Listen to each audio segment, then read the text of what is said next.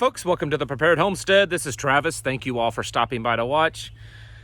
Got a few different things to talk about today that just kind of all over the board, so maybe this is just a mixed bag of tricks today for a video.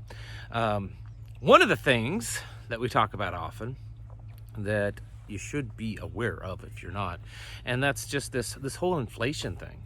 The value of our dollar, the very real possibility that our currency could hyperinflate and become completely worthless and, well, create a lot of havoc here for us, because throughout history, when it has happened, it has taken nations that were once very prosperous and very strong, and nations to just bringing them down to their knees, because, well, the people have no money and it becomes worthless.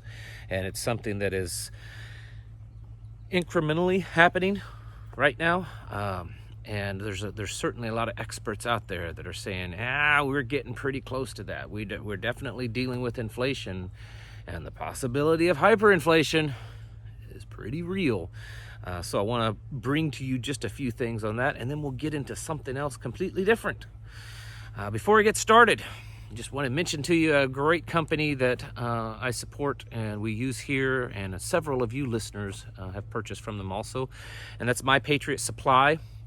They produce really high quality and, with a very little price, emergency food, freeze-dried emergency food that has a very long shelf life, 20, 30-year shelf life. And this stuff comes in Mylar bags and buckets. You can buy it in number 10 cans. There's a link down in the description below where you can go and see the products that they offer. And if there's anything there of interest to you, if you're in the market for that sort of thing, they do offer some really good products, and their service is, it's one of the very best out there, and when it comes to their customer service. All right, so didn't know if you've seen this. The Russia is basically they're starting down this path of dumping the dollar, the US dollar. And they're divesting any interest in it in some of their investment funds that they have. And why is this significant? There are many that believe that one of the few things that still give our currency any real value, because there's nothing there. You all know that. It's just a piece of paper with ink on it. There's nothing there that really gives it value. What gives it value is the confidence in the market. Especially on the international market. It is the global reserve currency, and virtually every nation on the planet, for the most part, use it, invest in it, and they use it for their commerce. And when the day comes that the world stops doing that, when they stop losing interest and losing faith in our currency, it's very possible, very, very possible that our currency just completely, it bottoms out. And that's probably one of the only reasons why it has the value that it does, and the faith in it, and that around the world. And you guys have all seen the movies, and some of you have done it in person where you've traveled abroad. And there's just about everywhere on the planet you go, you can use U.S. currency to transact business with people.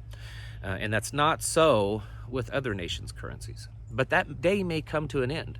And we're already seeing nations starting to put their money into gold, into hard assets.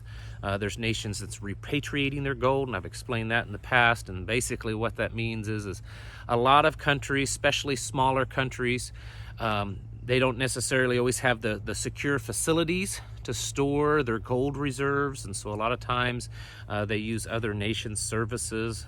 Here in the United States, other nations store their gold here and a few other places on the planet, and a lot of these countries are bringing their gold home because they know that possession is 9/10 of the law, and so they want it in country. And then we've got nations like Russia here that's saying that they're kind of getting out of the business of the U.S. dollar. They're already also saying, a little tongue-tied there, they're also saying that they're considering dropping the U.S. dollar when it comes to their gold, their barrel, the oil, and trading oil. And part of that probably comes from the fact that we have certain restrictions on them, and it looks like that they're probably going to be shifting to where they're no longer going to be doing business with their oil in US dollar.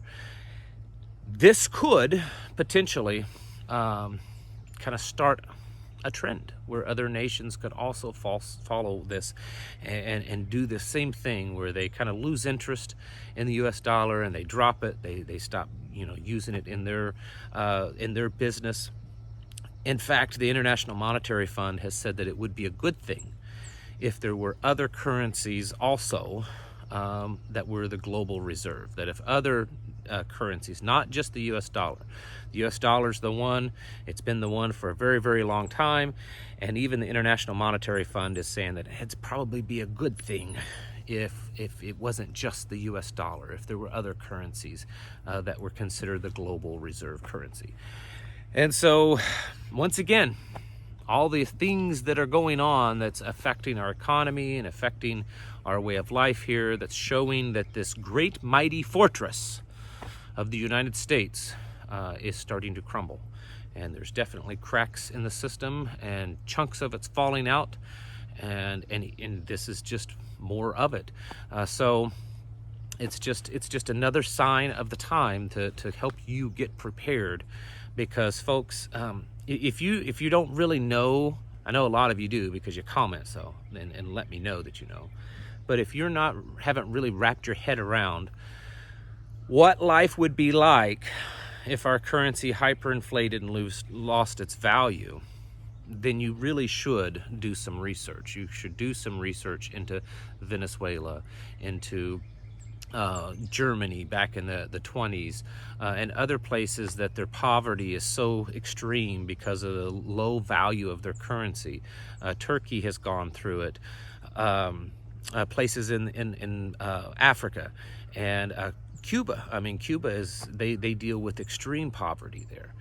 So do some research and see that it would not be a pretty thing. It would be absolutely horrific. And I think a lot of people on both sides say, well, if that happens, it's not really that big of a deal, because we will just unveil the new digital currency. So we'll switch from having a paper currency to a digital currency. And it's possible that could stop the collapse and prop up the economy, and so that it wouldn't go down the route of, say, Venezuela. But then you have a digital currency. You have a currency that you don't really control, and that they can control you through that digital currency. They can control what you purchase. They know everything about you, basically, through your purchasing, what you buy, where you're spending your money. And that's opens the door for Big Brother in a way that we haven't seen before, and a lot of you can't even imagine. So either option there is really bad. And being concerned with our economy right now and this inflation, because everything is inflated right now in price. I spoke to one of my listeners. There's one of you maybe watching this video right now that we're friends with, that live not too far away, and the husband works in the Forestry Service, and it was saying that it's ridiculous. They have plenty of lumber. There's plenty of lumber, and he's not the only one I've spoken with. I've spoken with other people that work in the lumber industry in some form or fashion, and they all say the same thing. But yet, go try and buy a 2x4 and see how much it costs. Figure out how much it costs to build a tool shed, and then look at what it would have cost 18 months ago to build a tool shed, and compare the two. It's quite astronomical, the differences. And this is affecting us. It's affecting us a lot. And it's something that we have to be very serious about preparations, and not just the preparations that I talk about often, prepping food and the equipment that you need, and the knowledge, and then developing skills by growing your own food. The independence and the skills, they kind of go hand in hand, putting out gardens, all that kind of stuff. Community is also another big one, which is how I'm going to segue into part 2 or part B or whatever it is. And I want to mention that this coming Sunday, June 6th, here in the Ozarks, and I'm in kind of the central Missouri Ozarks, I'm hosting another meeting I was trying to do them monthly, and so it's actually been about 2 months since I had one, and it's just been busy here. A lot of things go on, and the facility that we rent, they had to do some remodeling and repair work, so we weren't able to use that for a few weeks. So there's between the two, we're having it this coming weekend on Sunday at 2 p.m. Is when the meeting officially starts. I'm usually opening the door around 12:30. It is in, like I said, kind of the middle of the Missouri Ozarks. If you would like information on how to get there, shoot me an email. Proton Mail, my Proton Mail account, that's preparedhomestead@protonmail.com. It should be somewhere down here about now. Go ahead and shoot me an email if you want directions. I'm going to try to do a demonstration on very beginner demonstration on amateur radio. And kind of show you how to get into that, because that's great for communications, especially in a community. But we also are talking about community, and that's what we're doing with that meeting. And I want to talk about that just a little bit, about the community aspect of it. I do get a lot of emails, and it seems here lately I've been getting quite a few emails asking about that, asking about how to start one. Maybe some of you are trying to do meetings where you're at, and you're trying to get people involved, and you're trying to get, I got a bug crawling up my neck, hold on. You're trying to get people to come to the meeting, that kind of stuff, and so you're asking questions. And so that's kind of what I want to talk about for a little bit. Number one, I'm going to make an offer to any of you watching that are hosting meetings out there, or you're trying to get something going in your area. If you're hosting a meeting and it's public, meaning that anyone can come if they want to, and you would like me to promote it on this channel, I will do that. Send me an email at that same preparedhomestead@protonmail.com. Give me about a 2-week notice before the meeting, because I can't guarantee that I will be able to immediately mention it on a video, but I will mention it on a video with basic information, like the state and the region, date and time, that kind of stuff, kind of like I'm just did a few minutes ago with my own. And then give them an email or something like that they can contact you. And so I will promote it so that any people that are listeners in that particular area that you're having a meeting, they will know about it, and hopefully they can come and be part of it. And I understand that this channel is kind of a platform that I can do that, and so it's part of the reason why, a big reason why, the turnout. I don't have huge turnouts. I think the last time we had just a hair over 100 people, including the kids, at the meeting that we had. And this is a big building, so for those of you that are wanting to come, it's a very large building, and there's a lot of outside space. So we're very open to families and kids. They are much, super welcome. So please bring them. Last time they kind of played by themselves. A couple of older teenagers kind of helped supervise them, but they're definitely welcome to the meetings. So let me know if you want me to promote it, and I will get on here and do that. And I understand that because of this channel that, maybe that's why a lot of you come. And some of you are sitting there and you're saying, well, I'm trying to get a meeting started for a year, and I have them and 1 or 2 people show up. I understand, because I've done that before. Many times I have hosted meetings, and there's been times that I was the only one that showed up. So I understand what you're going through, and that's why I want to help promote it. One of the things that I have found out, and this is going into answering some questions that I get. I've had people ask, well, how do you get it going? Like, what is it that you're doing that works for you, aside from having a YouTube channel? One of the things that I have found that I do a little different than what some people do. Some people will have a meeting that they're announcing it to be a prepper mag meeting. Come here and then join membership. And if you don't know what a mag is, it's kind of a small group, a mutual assistance group, typically very close knit. So some people even require background checks to be involved in. There's a lot of trust there, because you're really working together kind of like as a squad. There's people that take more of the kind of militia focus on it, and so their meetings are patterned in that way. And what I have found, that doing the specific things like, a specific prepper groups, mag groups or militias or anything like that, it's too much for people at first.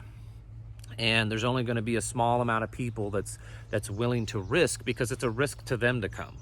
They don't know that if you're not, you may be a lunatic. They don't know. And there's a lot of scrutiny on groups like that. And so they don't want to get involved in something that could, flag them with authorities and stuff if it ends up being some kind of crazy lunatic group. And so my meetings aren't like that. My meetings are much more laid back, and they're just open to the public, and we get there and we talk about prepping, we talk about homesteading.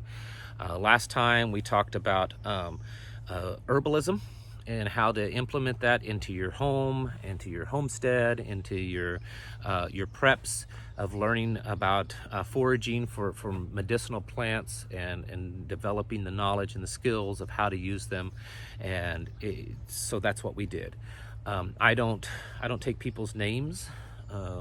If you want to share information with each other, if people want to, if they come there and they want to give me their email and their phone number, and they would like to exchange that with me, I'm totally fine with that. And if anyone wants to do that while they're there, but I'm not keeping records of your attendance. And during the meetings and stuff, we are talking about building community, but we're not talking about it in, we're not actively at that meeting doing close-knit type groups, because there's people spread out. At the meetings, there's people from all over southern Missouri and even down into Arkansas that came to this meeting. So it would not work if that meeting was specifically dealing with creating a small local, squad type group. And what I encourage is that the people that come to my meetings, if you want to create that in your area, maybe there's a few people that come to the meeting and they live an hour away and they're all kind of close together. And if they want to create their own little group, kind of a subgroup, and meet separately, I'll do what I can to promote that, and they all come there and they learn together with the big group. But they're more than welcome to go off and create subgroups. And so part of the meeting that I have is to provide that opportunity for people to meet each other. And maybe that's a better way. It's what's worked for me. Instead of being very finely focused on a specific aspect of prepping and homesteading. It's really just kind of open. We talk about things, allow people in the group to teach a little class. In fact, as I say that, if some of you would be interested in teaching a class this Sunday, I know it's a late notice, but if you would like to speak for 30-45 minutes about a prepping, homesteading related subject that you know how to talk about, let me know and I'll fit you in. And so that's how we handle it. And if people want to go off and they want to create a more closed-off, close-knit group out of the bigger group, then I think it works better. And I think because of that, people are okay with showing up. There's no pressure showing up that that we're going to try to get them to join some organization, or to go through some type of training, or to provide private or sensitive information, because a lot of people do that at these type of meetings, and it's just not something I'm interested in. People come at their own risk, and they get to know each other at their own risk, but that's just what life is. But that way, I believe more people feel comfortable coming to these kinds of meetings. So that is probably going to be one of my biggest recommendations for those of you building community. And that's what we're doing here. Just since we've been doing this, we've been able to meet other people, and some of those people have been able to meet. I've spoken with a couple of people, more than a couple of people, that they're now meeting, like for coffee occasionally at a little diner and stuff, and talking about what they're doing in their area.